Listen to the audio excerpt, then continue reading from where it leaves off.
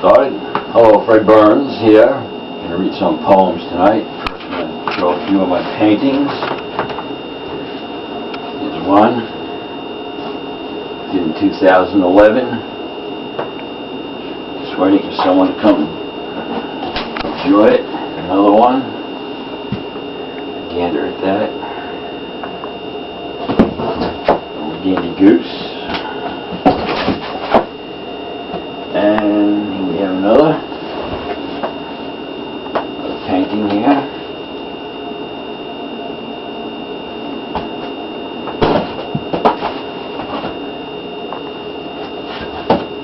Here's another one. And it goes that way. Or it go that way. And we got another one here.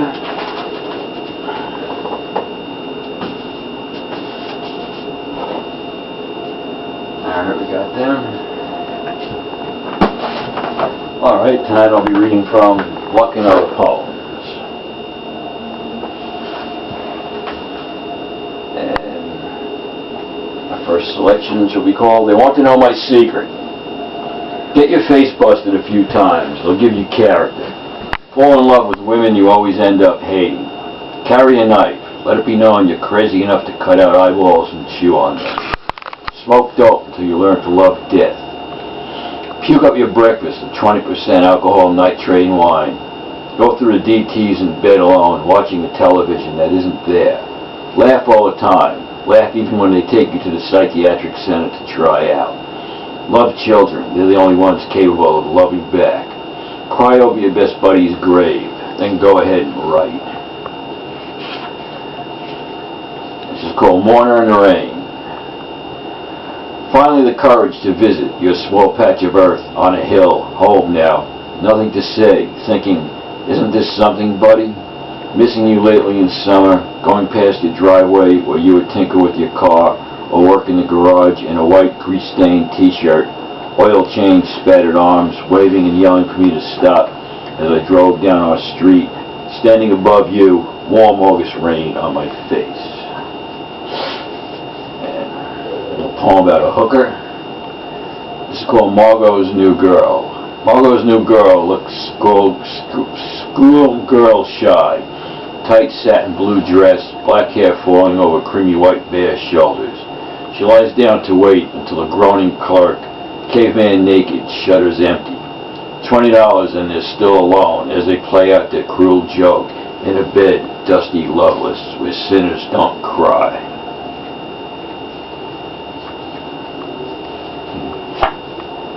And this is called Luck. Title poem of the book, Luck and Other Poems. I buy two rather expensive shirts for $5 a piece. This store has to go out of business. I need the shirts to keep warm and survive. Happy with my purchases, trying not to think of the bankrupt owner. There on the road is a crow, picking at the squashed red meat of a squirrel.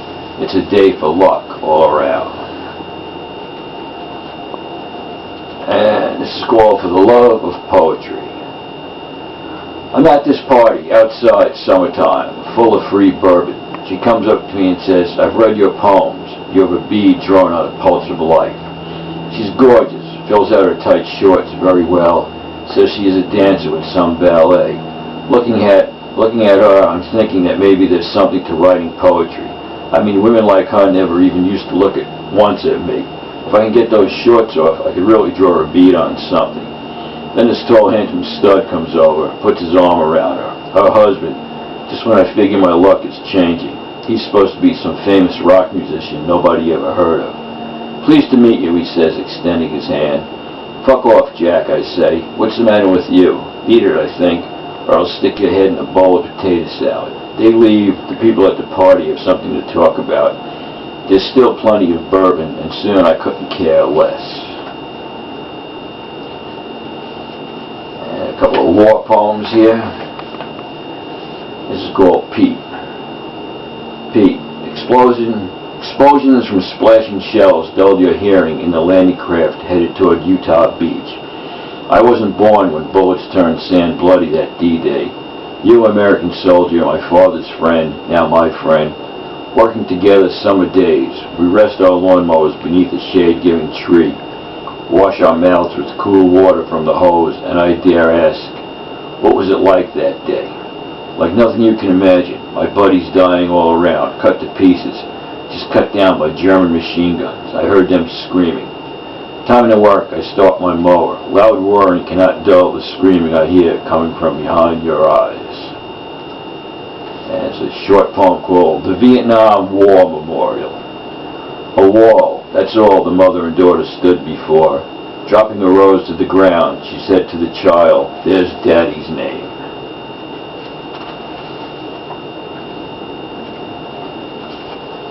Here's one from Marilyn Monroe, whose last movie was The Misfits. Very good movie. Marilyn again on display.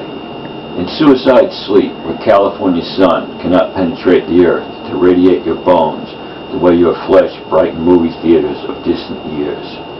Dream child of Hollywood, you're on display again, in the drugstore, smiling from labels of bottled perfume. A little Marilyn for every woman, to be sprinkled on necks, between cleavage, behind ears. What flesh I touch never will be Norma Jean Baker, a mother's daughter, a dream turned obscene, and a shower of lost perfumed tears. Poor Marilyn. And here's a poem by a good friend of mine who died in a car crash in 1982. This is called April Hunter, 1952-1982. I walked the lean path, cut through the snow on the sidewalk, past the Rose and Thistle Tavern, where you worked how many years ago. Snow melts in slightly above freezing temperatures.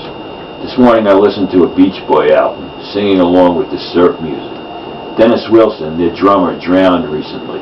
I didn't call him friend like you, when together we sang, and the summer will begin without him, without you, resting under your stone, and the snow where I walk, a path cutting through another day of life.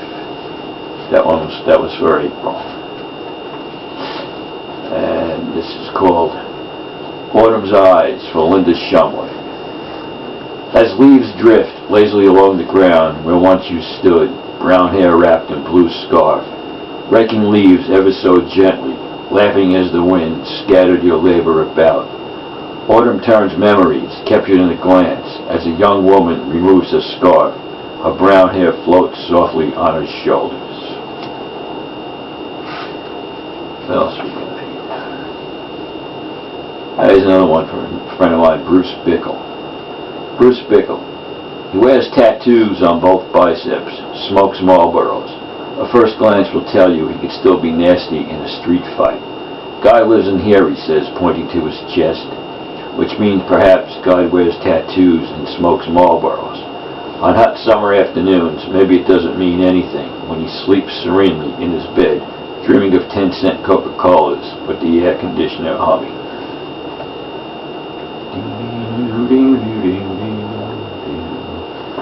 And the last one here, and then we'll wrap it up tonight. This is called Lenore and the Old Gang. I've had my nose near so many newspapers, I've forgotten how the good green earth smells in the park after the lawn's been cut. The guys are teasing Lenore, throwing clumps of shredded grass into her hair. She's laughing, screams helplessly, with green blonde hair, while I inhale huge amounts of clear air. How wonderful it is to have a heart and lungs that works wonders from feet to brain, that have momentarily turned off to everything except my friends romping and thoughts of being young again.